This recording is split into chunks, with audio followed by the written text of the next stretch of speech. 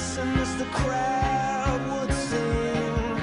Now the old king is dead, long live the king. One minute I held the key, next the walls were closed on me, and I discovered that my castle stand upon pillars of salt and pillars of sand.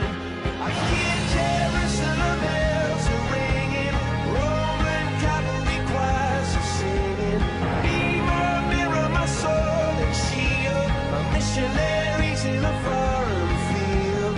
For some reason I can't explain, once you've gone it was never, never an honest word. And that was when I ruled the world.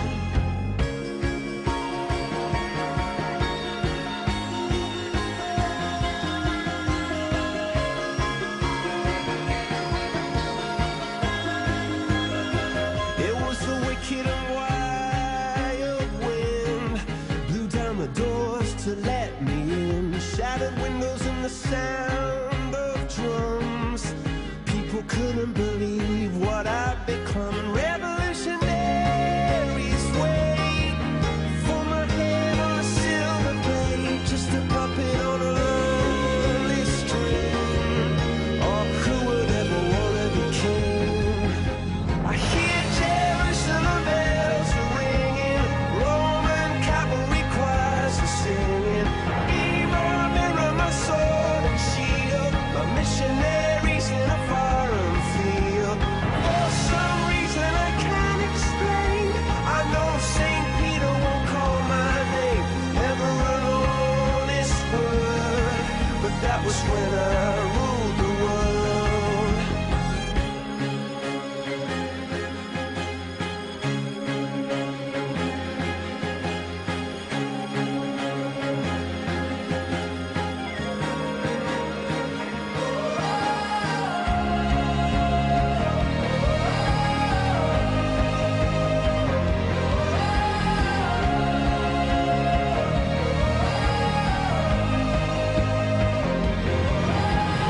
Hear Jerusalem bells are ringing, Roman cavalry choirs are singing.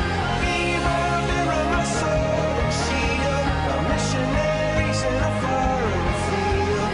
For some reason I can't explain, I know St. Peter won't call my name, never an honest word.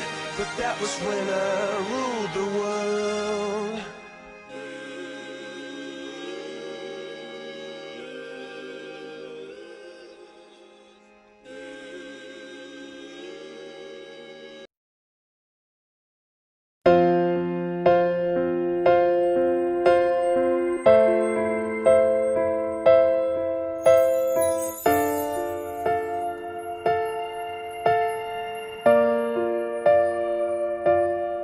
Sa pagpatak ng bawat oras ay ikaw ang iniisip-isip ko.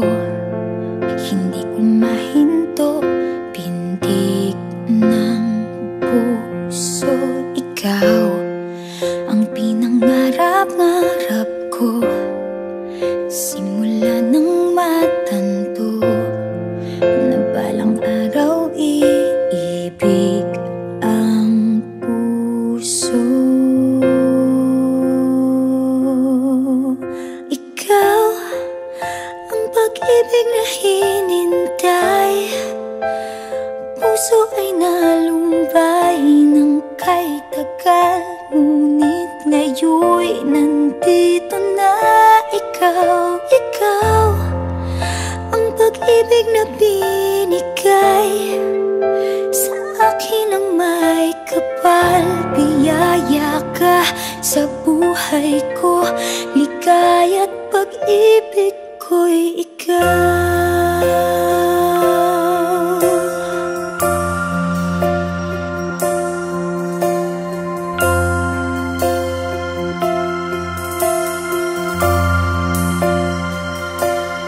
Humihinto sa bawat oras ng tagpo, ang pag-ikot ng mundo, ngumingiti ng kusa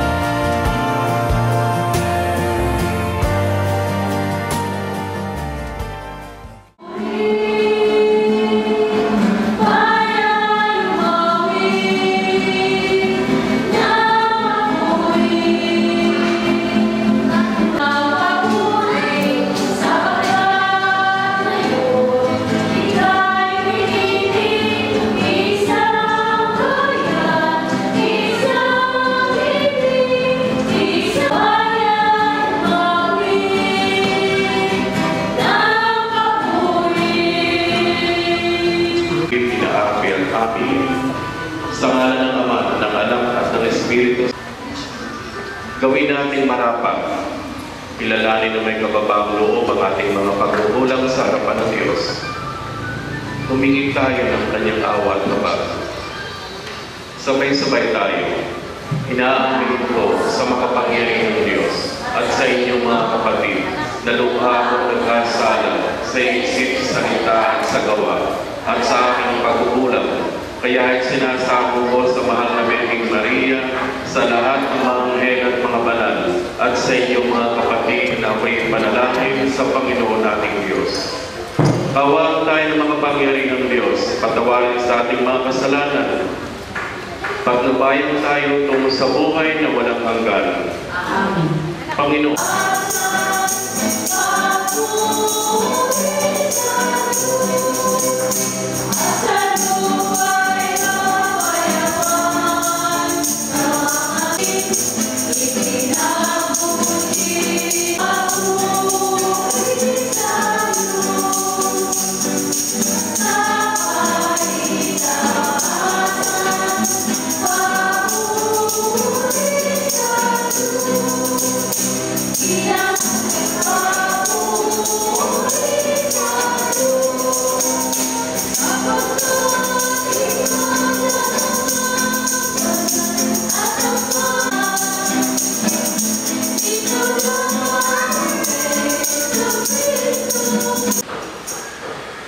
Pagbasa mula sa aklat ng Heneses. Sinabi ng Diyos, ngayon, dadalangin natin ng tao. Ating gagawin siyang larawan natin.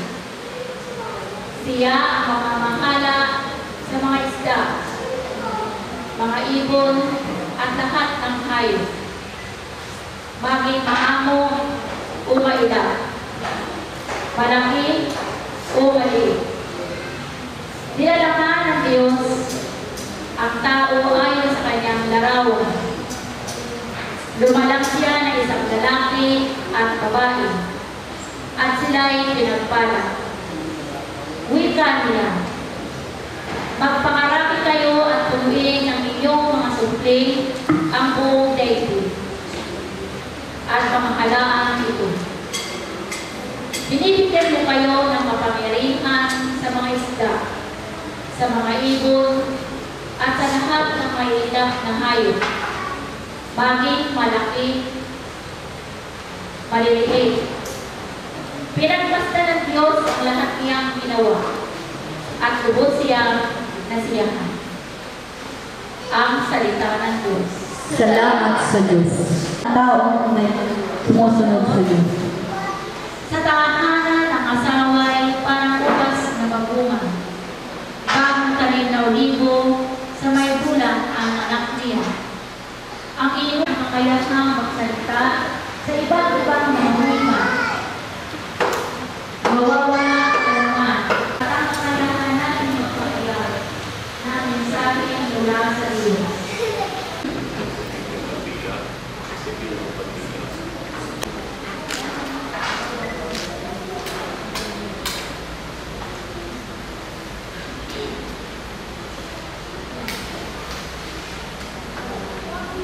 Marcos.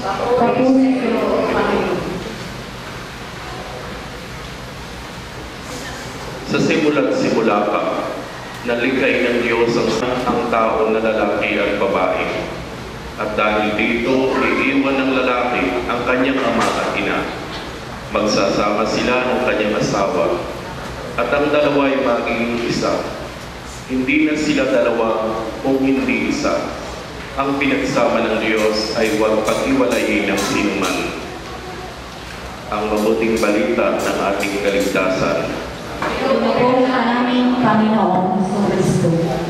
Makalawang sa kapahulugan ng pamamahala ng kasama kaya sa pamagitan ng nauna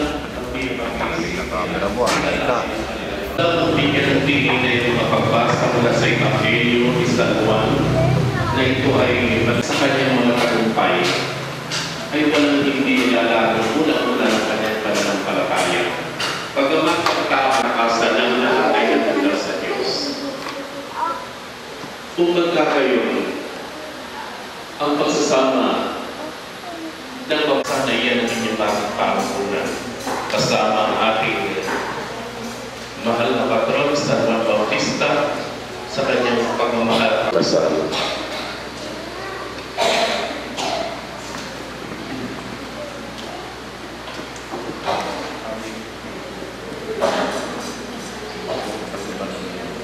Pamamahalin at paglilingkuran habang buhay.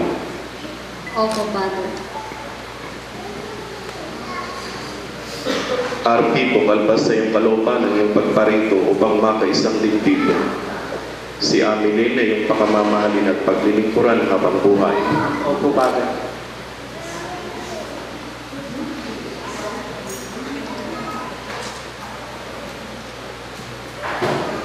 Nakahanda ba kayong gumanap sa inyong pananagutan sa simbahan at sa bayan na maasa inyong aarugain ang inyong mga anak na ipagkakaloob ng buong may kapal upang sila inyong palakihin bilang mabuting mamayang Kristiyano? Opo, Father. Ngayon naman ay gagawin ninyo ang inyong pagtitipang.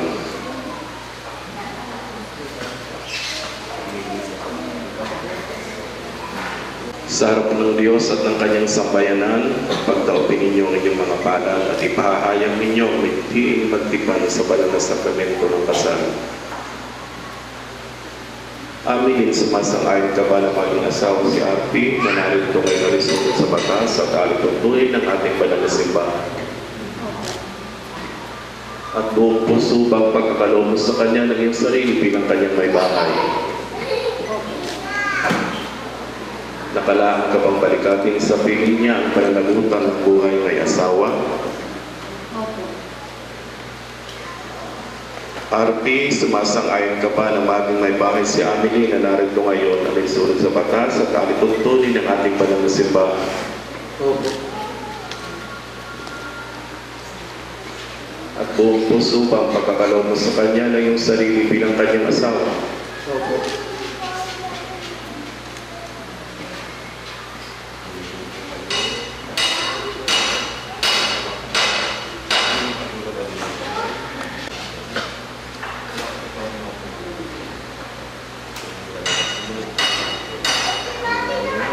Ama namin, kami po ay magkaisa ng mula ngayon,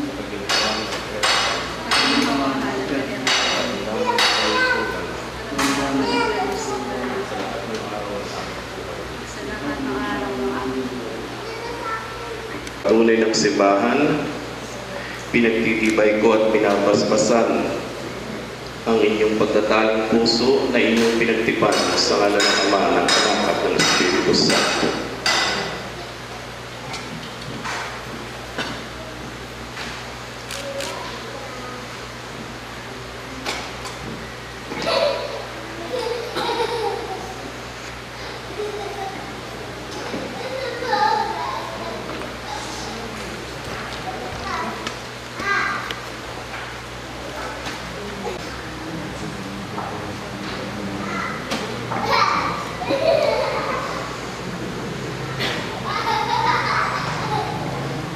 Ama naming mawain, basbasan mo at pupupin ang iyong mga lingkod ng sina RP at Amelie.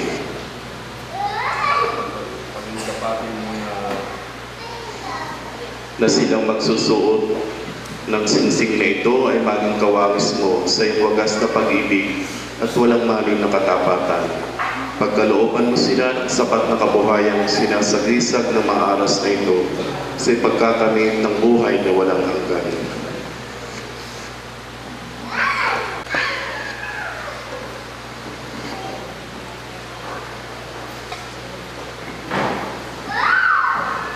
na itong singsing ito,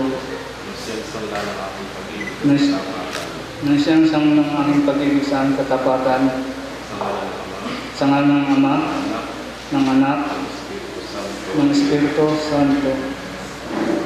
Amen.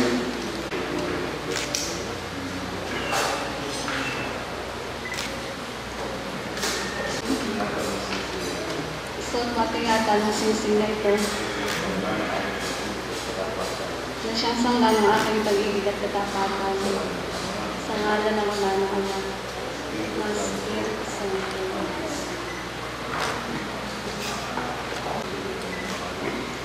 Amelie, kailanman hindi kita pababayaan.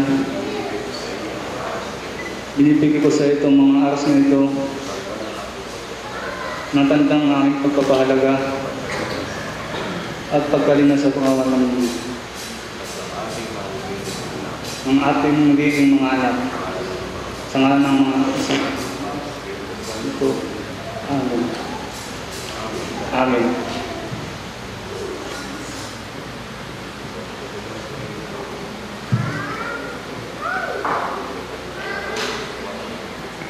Ate, tinatanggap ko ito at ako'y nangangako na iyong magiging katuwang sa wastong paggamit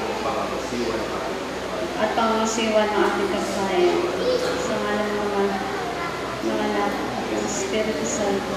Amen. Ang Diyos at ang kanyang sambayanan, kayo ngayon ay pinapahayag ko ng mag-asawa, Arpi at Amelie. Palakpakan po natin.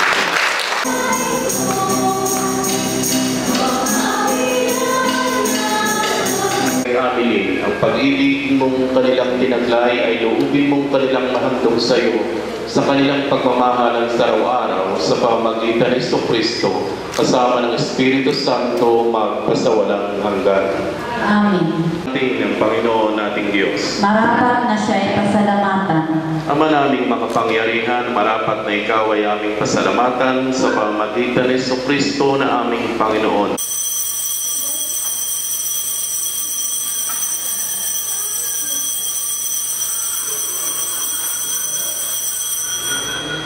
Pagkabuhay ng iyong anak, iniaalay namin sa iyo, Ama, ang tinapay na nagbibigay buhay at kalis na nagkakaloob ng kaligtasan. Kami nagpapasalamat sapagkat minarapat mo kaming tanggapin sa mong harapan upang maglingkod sa iyo. Kapag sinasamo namin na kaming tatanggap ng katawan at dugo ni Kristo ay pag-isahin ng Espiritu Santo. Alalahanin mo, Panginoon, ang iyong simbahan laganap sa buong daigdig, ang iyong Santa Iglesia, kasama ang Santo Papa, Papa Francisco Bernardino na aming obispo, ang lahat ng mga obispo at lahat ng kaparian. Gawin mong ganap ang iyong simbahan, ang iyong Santa Iglesia sa buklod ng pag-ibig. Alalahanin mo ang aming mga kapatid na nahimlay na may pag-asang muling bumubuhay, gayon din ang lahat ng mga pumanaw. Tanggapin mo sana sila sa maluwalhati mong harapan. Maawa ka sa aming lahat. Gawin mo kaming buhay na walang wakas, kasama ni Maria, Birhina ng Diyos, kasama ng mga apostol, ng lahat ng mga banal, ni San Juan Bautista, na tumupad ang iyong kalooban, yung puri pinagdarangan, kasama ng Espiritu Santo, magpasawalang hanggan. Amen. O pagtitiwala at pananalig nating dasalin, ang panalangin turo sa atin ang Ama namin.